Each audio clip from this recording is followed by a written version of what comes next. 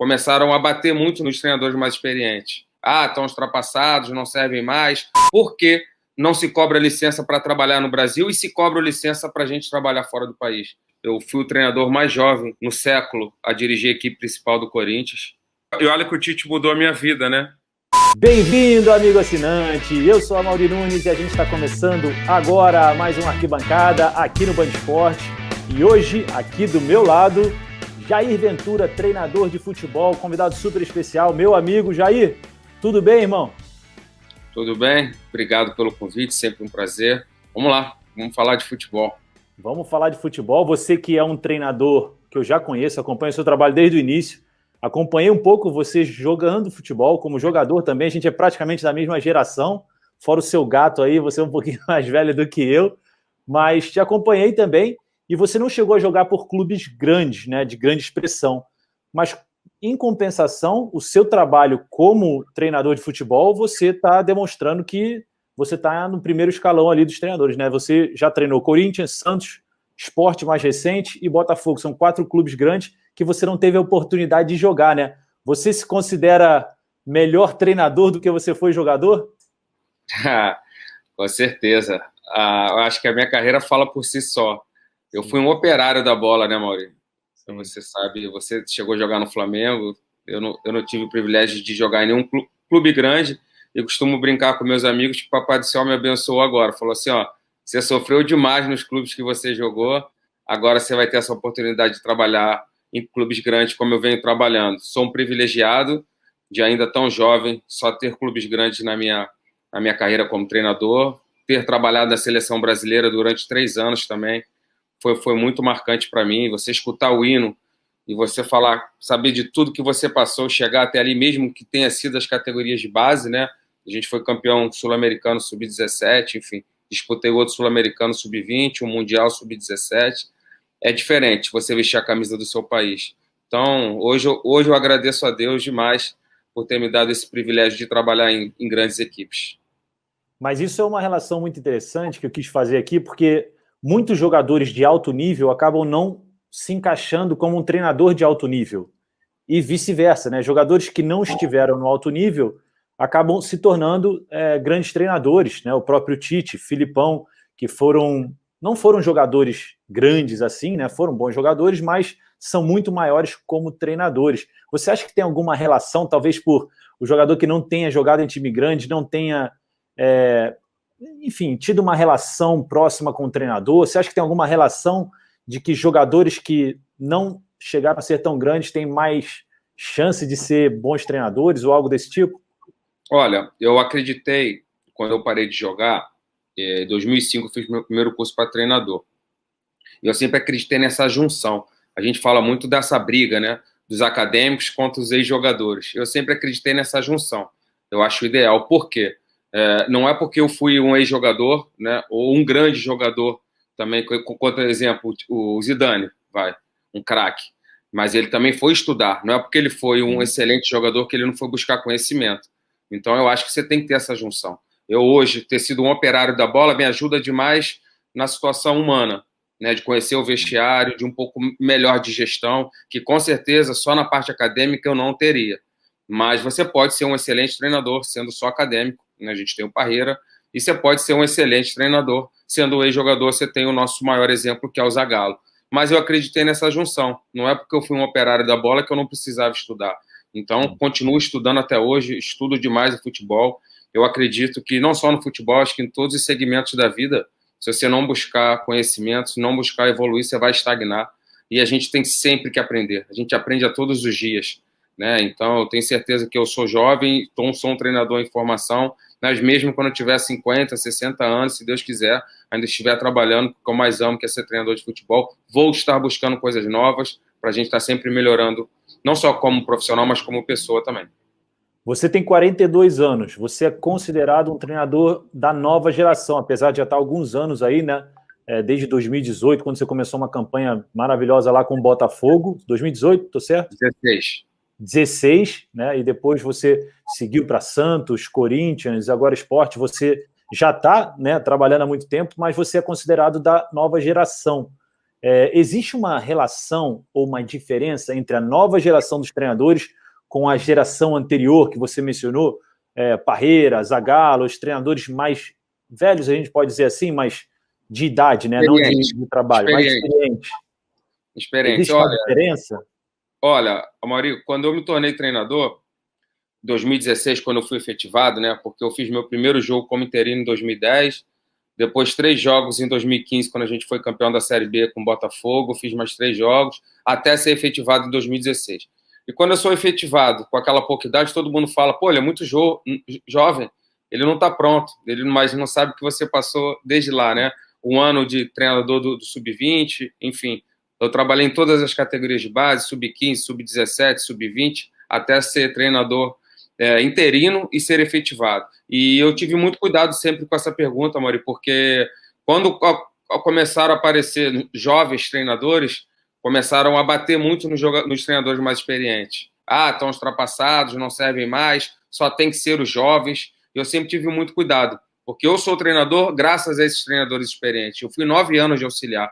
Eu aprendi demais com eles. E eu me orgulho demais de ser amigo de todos os treinadores que eu trabalhei nesses 9 anos. Eu sou amigos de sair, de a gente almoçar, da gente ir para casa, da gente viajar. Então, assim, isso eu tenho um orgulho demais. Por que eu quero dizer com isso? Que eu não puxei o tapete de ninguém para a minha oportunidade de chegar. Eu fui esperando, trabalhando, aprendendo demais com eles. E hoje eu só sou treinador graças a todos esses treinadores que eu trabalhei. Então, quando me perguntavam se tinham que ser só os jovens, eu sempre falei que não. Porque não são todos os jovens que estavam prontos ou estão prontos, e não são todos os treinadores experientes que estão ultrapassados. Né? E hoje a gente entra na situação dos treinadores estrangeiros. Tem que ser todos os estrangeiros? Também não. Como não são todos os jovens que são bons, não são todos os experientes que são bons, e não são todos os estrangeiros que são bons. Acho que a gente tem que ficar com aqueles que, independente de onde nasceram e da sua idade, que estão mais preparados.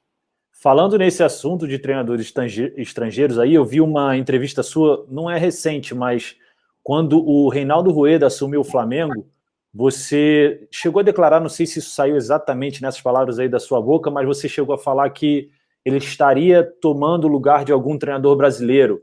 Foi exatamente isso que você falou? Por que você falou isso ou comentou algo desse tipo?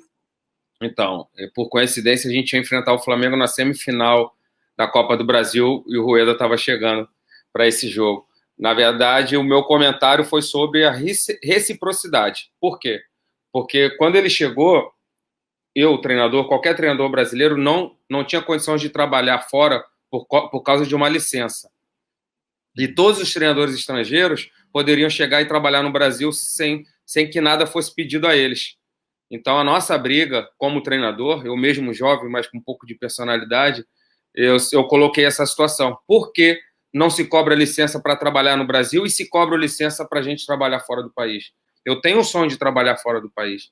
Eu, como jogador operário que eu fui, eu joguei no Gabão, eu joguei na França, eu joguei na Grécia, eu joguei em outros países. Mas por que, como treinador, eu não posso sair?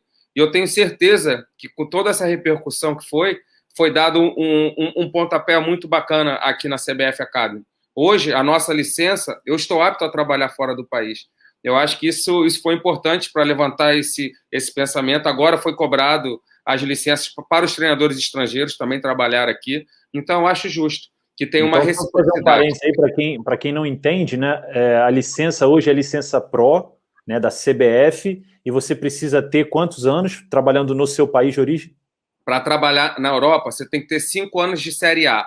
Não necessariamente a Série A do seu país. Você pode ter trabalhado no Japão 1 ano, na Argentina 1 ano, 3 anos aqui.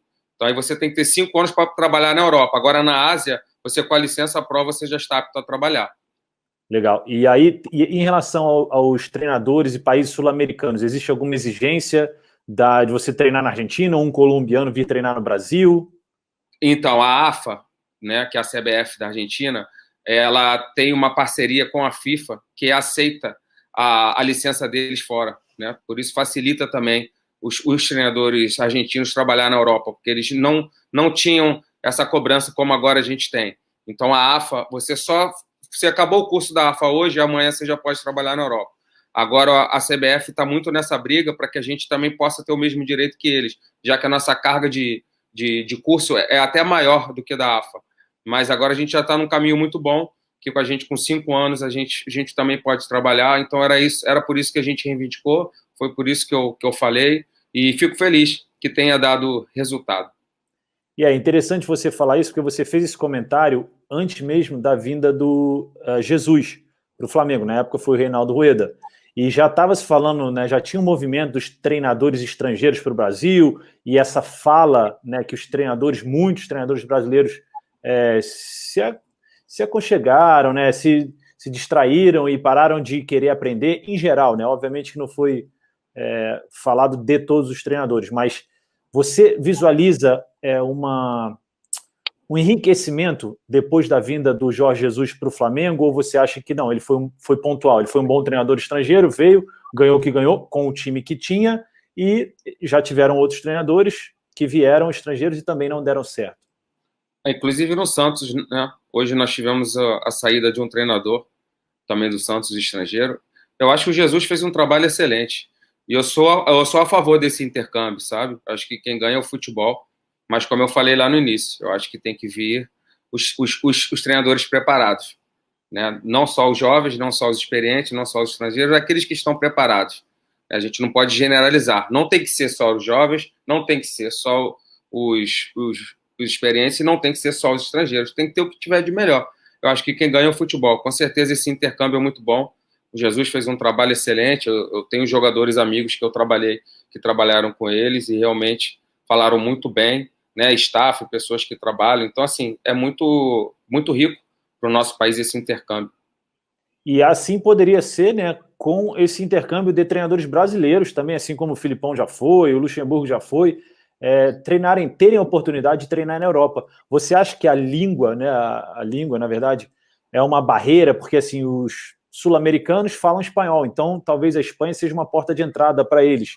E hoje a gente vê mais sul-americano treinando na Europa do que brasileiro, sendo que o brasileiro, de uma certa forma, o futebol brasileiro é o melhor futebol da Sul-América, enfim, da América do Sul. Você acha que a língua poderia ser uma barreira? Talvez, eu sei que você fala inglês, fala outras línguas, mas a maioria dos treinadores não fala outra língua, não fala inglês para se comunicar e treinar em inglês. Você acha que isso pode ser um grande fator ali, uma grande barreira? Eu acho que dois, a maioria. A gente se questiona muito. É uma pergunta que a gente faz entre os treinadores. Esse curso da CBF foi bom para a gente ficar mais unidos. É fácil eu falar isso sendo jovem, mas eu estou falando de treinadores mais experientes. Eles falam que esse curso fez com que a gente se unisse mais, né? Então isso é muito legal. A gente tem um grupo onde a gente fala de várias coisas e a gente troca muitas informações, e uma delas é isso. A gente tenta entender por que a gente não tem tanto mercado, principalmente na Europa. Hoje a gente volta com o mercado forte no mundo árabe, né? Você tem o Mano, você tem o Daí, você tem o Carille, você já tem alguns treinadores brasileiros retornando a esse mercado do mundo árabe, que sempre foi dominado também pelos brasileiros. Mas essa pergunta é muito boa da Europa, que a gente não tem. Eu acredito, sim, que o idioma pode ser um desses dificultadores. Eu acredito, sim, que a licença, como a gente falou, era porque você não poderia trabalhar. O Ricardo Gomes foi, e quem assinava para ele, o Ricardo, que é um amigo, quem assinava era o auxiliar, que ele não podia assinar, que ele não tinha licença na época. Então, enfim, eu acho que isso são um dos pontos, a licença e o idioma também. E aí eu queria chegar num ponto aqui que você chegou a mencionar já, que alguns treinadores, você já mencionou alguns que te marcaram, né, durante o seu início, durante a sua carreira até hoje. Você pode citar assim algum que te marcou muito no início da tua carreira, que você olhava para ele, você identificava, pô, esse cara eu quero aprender mais como que ele treina os jogadores, como ele lida com os jogadores, como ele faz a gestão do grupo. Tem algum ou alguns que te marcaram bastante?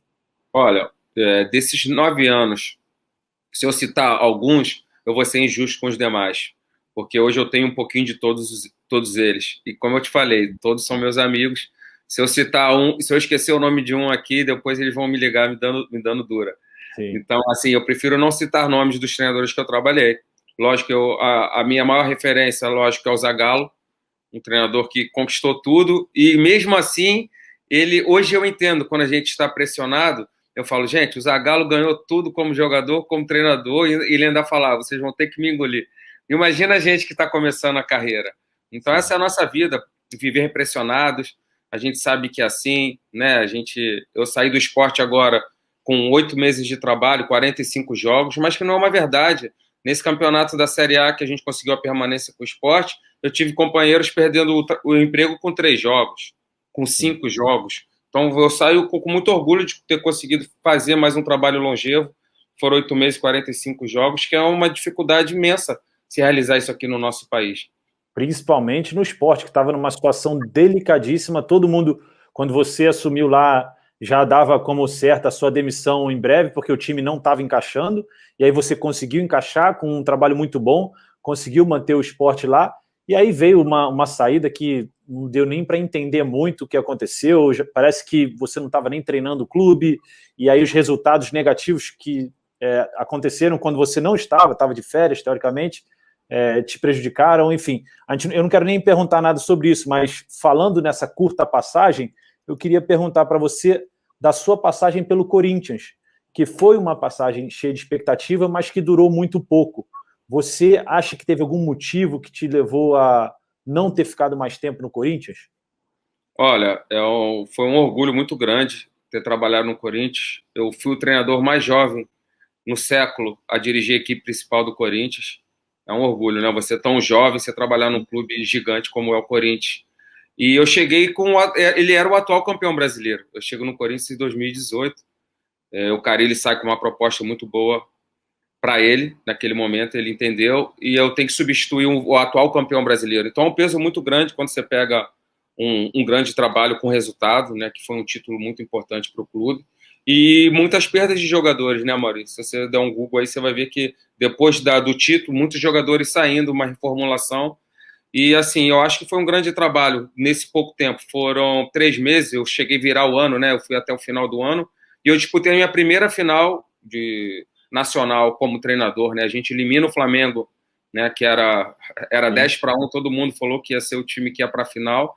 A gente consegue eliminar o Flamengo ganhando em casa de 2-1, e eu jogo a minha primeira final contra o Cruzeiro. Então foi um aprendizado muito grande, faria tudo de novo, é muito difícil você dar não para um Corinthians. Lógico que as condições não eram as melhores por todas essas perdas, e eu acho que esse fator determinante foi a final da Copa do Brasil, né? Aquele gol do Pedrinho, que no meu ver foi mal anulado, e ali acabou mudando a minha vida dentro do clube, que se eu bato campeão, acho muito difícil a minha saída. Eu tinha mais um ano de contrato, eu não fui como tampão só até o final do ano, eu tinha mais um ano de contrato, que acabou sendo interrompido com a volta do treinador que ganhou mais títulos depois do Tite.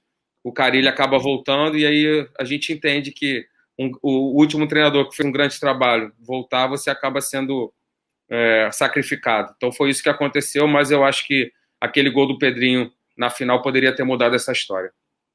E taticamente o futebol hoje em dia, o futebol brasileiro, você vê muita diferença, você estuda muito, você lê livros, você sabe, você acompanha o futebol europeu. Está distante taticamente o futebol brasileiro do futebol europeu? É verdade o que falam? Porque eu não vejo essa diferença tão grande, mas o que a gente vê em geral na imprensa, né, o que é falado muito, o futebol brasileiro está muito distante taticamente do futebol europeu, não, talvez até fisicamente. Aqui eles falam que o futebol é mais cadenciado, enfim, você acredita nisso?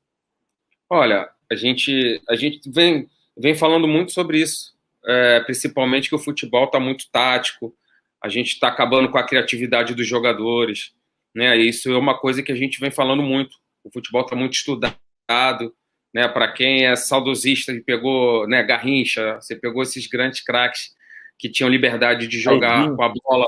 E hoje realmente o jogo está mais físico, o jogo está mais tático, o jogo está mais estudado, né? Mas é uma situação que eu acho que não tem como voltar, né? Lógico que a gente quer... A evolução do esporte. Sim, não estou falando se é melhor ou pior, tá? Para quem assiste, de repente, né, você tá um jogo muito tático, né? Você pegar jogadores que jogavam praticamente só com a parte técnica hoje, infelizmente eles vão ter dificuldade. Mas a gente tem que ter os jogadores técnicos, então não adianta ser só jogador forte também. Então você tem que ter essa junção. Eu acho que você tem que ser essa junção da parte tática, né? Mas também a gente não pode perder os nossos talentos, né? Eu lembro que no Santos o Rodrigo chegou para a gente com 16 anos e era um jogador muito diferente. Então, assim, pequeno, franzino, mas um craque. E ele, em 22 jogos, foi vendido para o Real Madrid. Então, assim, não é porque ele não tem força física que ele não vai jogar, vai. O jogador fora de série ele vai jogar com qualquer peso, com qualquer estatura. Né? O Soteldo, que foi vendido agora, com 1,60 m, é um craque, um jogador diferente de drible, 1 contra 1. Eu sou apaixonado por esse tipo de jogador de 1 contra 1. É o jogador que todo treinador quer, que ele consegue quebrar qualquer sistema defensivo do adversário. Por mais que você trabalhe bem a parte defensiva, você pega esse jogador diferente, que ele acaba com esses sistemas defensivos. É o que me chama muito a atenção, o jogador 1 contra 1. Oi? Mas você acha que tem essa diferença entre o futebol europeu e o futebol brasileiro hoje? O europeu é muito mais tático, muito mais forte fisicamente do que o futebol brasileiro? Eu acho que não é só isso. Acho que tem outros fatores também que determinam, né? Você tem organização, muito mais organizado o futebol europeu, em termos de... A gente conversa com atletas que estiveram lá e jogaram aqui. Né? Acho que não é só a parte tática. Tem, de repente, uma obediência tática maior lá? Pode ser que sim, mas eu acho que não é só esse fator. Tem outros fatores aí que são determinantes para essa situação. Beleza. A gente está bem próximo do final, papo bom, passa rápido, eu te falei que ia ser rápido. Eu vou fazer um bate-bola com você. Então eu vou falar uma palavra ou uma frase, você fala o que vier à sua cabeça. Pode ser? Vamos lá. 3 melhores treinadores da atualidade. Da atualidade? Sem contar você, obviamente, né? Outros treinadores. Eu tô comendo muito arroz com feijão. Klopp, Guardiola e Tite. Essa era uma das perguntas, seria a próxima, na verdade. A seleção brasileira está bem servida com o Tite? O melhor treinador brasileiro no maior cargo da seleção brasileira. Então ele é o que deveria estar lá. Se você fosse o presidente da CBF, você teria contratado o Tite também e teria mantido o Tite depois dos resultados ruins que a seleção obteve. Sim. Eu não poderia ser o mais do mesmo, tirar por causa de resultado. E olha que o Tite mudou a minha vida, né? Que eu nessa de operário, eu fui fazer um teste com ele no Caxias em 2000 e ele me reprovou. É mesmo? E aí dali você... Vou treinar. Dali eu fui começar a estudar e eu falo que hoje ele arrumou um concorrente. Ele morre de rir quando a gente se encontra, mas é um cara que já era diferente desde 2000, quando eu fui fazer esse estágio lá com ele. Estágio não, né? Um teste que era como jogador ainda, um operário que eu fui, e hoje eu acho que a gente tem um excelente treinador. Mas você fala assim, pô, mas não sei, não ganhou. Cara, a Copa do Mundo, o próprio jogo, né? Eu acho que teve um pênalti no Jesus, a gente tomou um gol ali de bola parada, acho que era pra gente passar. Enfim, lógico que futebol é resultado, mas por resultado também ele tá lá. Que ele é o atual campeão mundial, o último título foi com ele no Corinthians, então se ele tem resultado e tem trabalho, por isso ele, para mim, tem que ser o treinador da seleção. Uma pergunta que eu esqueci de fazer, eu queria fazer aqui agora, sobre essa nova lei que a CBF implementou em relação aos treinadores e essa mudança dos treinadores durante o Campeonato Brasileiro, essa limitação. O que você acha? Excelente. Vai ter mais critério nas contratações, vai qualificar mais o mercado, vão ter menos apostas. Mas você veio como uma aposta. Sim, mas eu era da casa. O treinador da casa ainda pode ter a oportunidade de trabalhar e não conta como uma troca. Então, os interinos vão estar mais capacitados também, os treinadores vão estar mais capacitados, os treinadores automaticamente vão ter mais tempo, o clube vai dar mais tempo para o treinador trabalhar, que ele só pode ter mais uma mudança, e automaticamente o futebol vai melhorar. Porque quando você chega num clube, você tem jogo atrás de jogo, você praticamente não consegue conhecer o seu elenco. Por muitas vezes você é demitido sem conhecer as características dos seus jogadores. Né? Eu acho que esse meu trabalho do esporte foi o meu maior trabalho. Né? Mesmo com a final da Copa do Brasil, mesmo com a arrancada do Botafogo e tudo que a gente viveu em 17, eu acho que foi o meu maior trabalho por isso. Meus primeiros 5 jogos foram 4 jogos fora, eu conhecendo o meu elenco. Mas você não vê televisão, você não vê os jogos? Sim, mas é diferente o dia a dia. Né? Então, assim, eu acho que vai ser muito bom para a evolução do nosso futebol. Eu sou extremamente a favor dessa nova lei. Legal. O futebol, para mim, é... vida. Melhor jogador que já treinou? Ou os 3 melhores, pode ser. Não, essa aí eu vou correr. Essa aí eu tô fora. Eu vou arrumar. Foram muitos, né? Foram muitos. Mas e algum que você já revelou, que você puxou ali profissional? Poderia ser o Rodrigo, um deles? Olha, a gente tem... Eu joguei 2 Libertadores consecutivas, 2017 e 2018. Nessas 2 Libertadores eu tinha 2 jovens como titular. O Matheus Fernandes foi para o Barcelona, que a gente lançou no Botafogo, e o Rodrigo que foi para o Real Madrid, que a gente lançou no Santos. Então, né, tem o Gustavo agora no esporte, que tá muito bem também, o meia. Então, acho que é uma marca do nosso trabalho, por onde a gente passou, a gente ter lançado jovens, né, o Igor Rabelo, enfim, outros jogadores jovens também, que hoje já estão com o mercado concretizados aí. Isso é uma situação gostosa para a gente como treinador, a gente saber que a gente participou dela, né, nem que seja um pouquinho na vida desses grandes atletas. E você não chegou a treinar, mas você acompanhou a carreira de Ronaldo e Romário, né? Assim como eu. Se você pudesse escolher um deles para você ter treinado, quem seria? Olha, se eu estou numa montagem de elenco, eu preciso um cara para a área, eu trago o Romário. Se eu estou numa montagem de elenco e preciso de um cara que faça beirada e faça 9, eu trago o Ronaldo. Boa, ficou em cima do muro ali. Os dois, ideal, né? O ataque com os dois seria o ideal, né? Pô, fantástico, né? Dava até para dar uma cochilada no banco. Quem é melhor, Cristiano Ronaldo ou Messi, sem ficar em cima do muro? Cristiano Ronaldo. Disparado, você acha? Não, disparado não. O Messi é um fenômeno também. Mas eu acho que por tudo que o Cristiano representa hoje, ele serve de exemplo para jovens jogadores. Porque o Messi nasceu com talento. O Messi é talento nato. O Ronaldo mostrou que com muito trabalho, entrega, sacrifício, dedicação, você pode alcançar o topo também. Então ele serve de exemplo para essa juventude que está chegando. Você sabe que algumas semanas atrás eu entrevistei o Rodrigo Fabri, ex-jogador da Portuguesa, do Flamengo, enfim, e ele fez um comentário muito legal sobre o Cristiano Ronaldo. Ele falou assim, eu também vou de Cristiano Ronaldo, apesar de eu achar o Messi melhor jogador, porque ele conseguiu extrair tudo que ele podia e não podia do corpo dele. Ele prova para todo mundo que não tem esse talento nato que você pode chegar ao topo. Então foi exatamente o que você falou aí, eu achei super legal essa declaração, porque eu não vi assim, né? Eu vi o Messi melhor, mas Cristiano Ronaldo assim, não tinha o talento dele, mas jogadores que não têm talento. E a competitividade que o Cristiano Ronaldo tem é coisa que é de arrepiar, né? Ele ganhar tudo que ele já ganhou, estou falando não só em parte financeira, mas melhor do mundo, Champions, Mundial, e ele quer sempre mais. Extremamente competitivo. Você vê esse jogo que teve um gol mal anulado, que ele sai, joga a faixa. É o cara que é inconformado com perder. É o cara que você nunca vai ver tá ali roubando final de carreira para estar ganhando dinheiro. Vai estar sempre querendo ganhar, vencer todos os dias. E acho que é um exemplo também. E até por isso eu acho que ele não foi para a MLS ainda, né? Que é um lugar que ele já declarou que gostaria de jogar, mas ele ainda se acha em altíssimo nível para continuar jogando na Juventus. Agora estão falando dele para um outro clube na Europa, enfim. Incrível realmente a atitude, a competitividade que ele tem. A gente está quase no final aqui, mas eu queria só finalizar com isso. Você passou por Botafogo, Corinthians, Santos e Sport.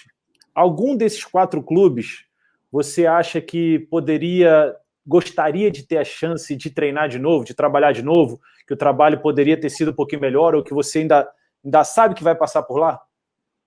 Olha, como eu falei no início da nossa conversa, eu sou um privilegiado, né, de ter trabalhado em todos esses clubes e tenho um carinho enorme por todos, né? Eu acho que todos têm a sua participação na minha vida. O Botafogo eu fiquei 10 anos, né? Então é uma história dentro do clube.